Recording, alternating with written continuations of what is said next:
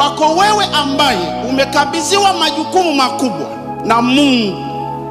Na Yesu alisema, kazi nifanyazo mimi nanyi mtafanya, naam, na kubwa kuliko hizo, kwa sababu mimi naenda kwa Baba. Yes. Yesu hakwenda soko la Samunge.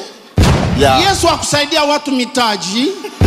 Yesu hakuwapatia watu magari ya kutembelea. Wewe umetoa mengi hapa.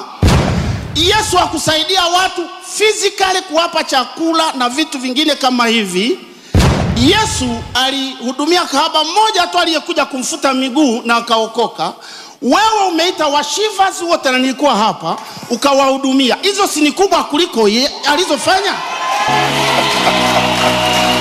Sasa inakuwaje mtu kama wewe, sisi tuogope wanadamu kukuita mtakatifu kiwepo? Mimi naomba kuanzia leo, kama si wengine watakataa, mimi nitakuita mtakatifu Dr.